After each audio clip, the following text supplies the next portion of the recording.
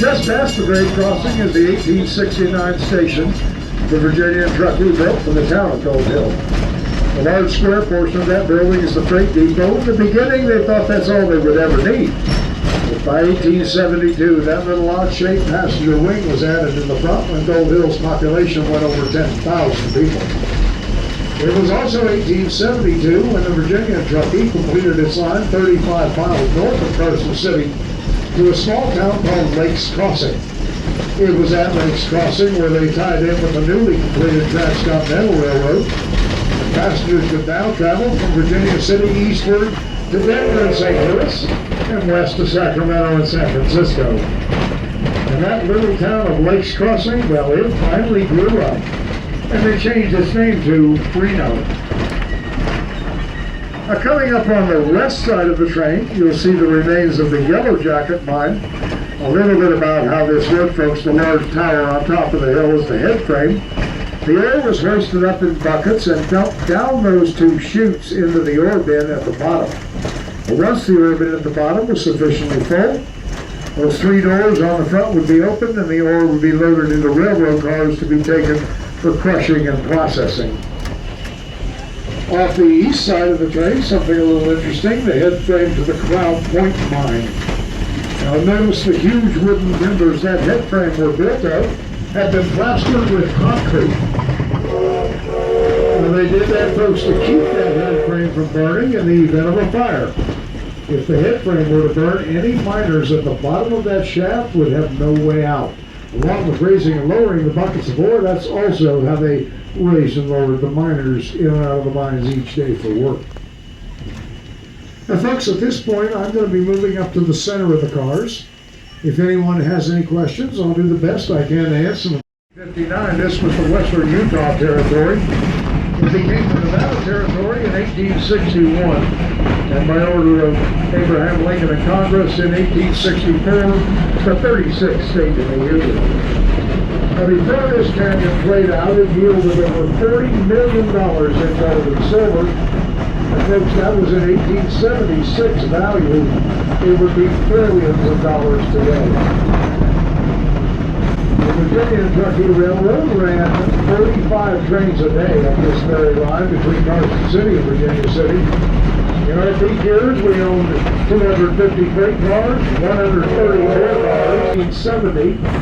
Bob Gray and about 25 volunteers, myself included as a young man. We came up here, we shoveled the gravel back in place, we put the ties back down, and we spiked the rails between Virginia City and Gold Hill once again. It took us 4 years to complete that project. We were able to start running trains again in 1976. Bob never got a financial gain off of it. He never got a trophy, never got a Super Bowl ring. He always said his reward was to show the people of Nevada their own history. And folks, I'll guarantee you that Bob Ray never realized at that time that 40 years later we would still be able to run these trains. And people from all over the world would have enjoyed the same trip I hope you folks are enjoying with me today.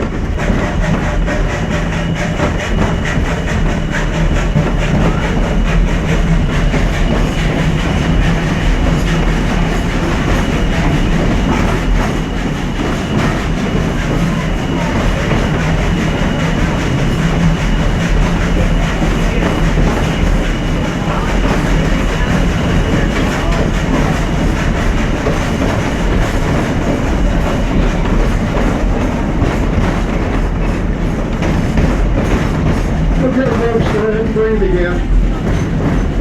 I will apologize about the smoke and the tunnel behind the seat.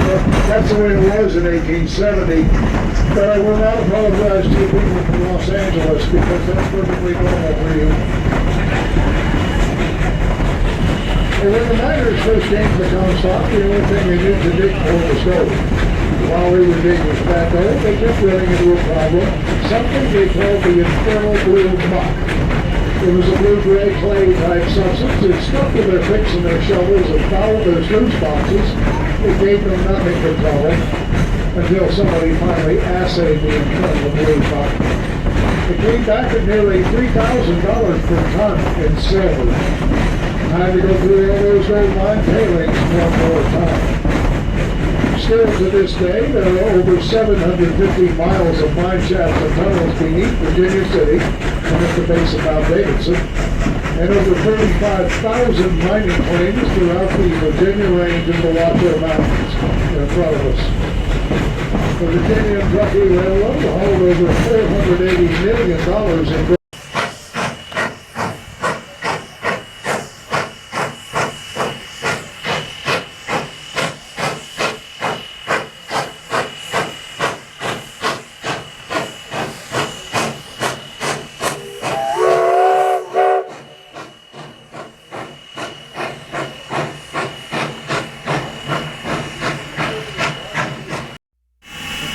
This is the left. Oh, yeah.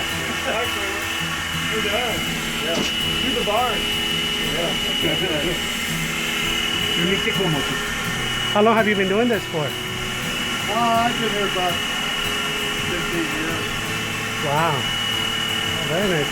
Where's the horn? Over there. Whistle. Oh, whistle. Nice. And the bell up there. Okay. Yeah, one second.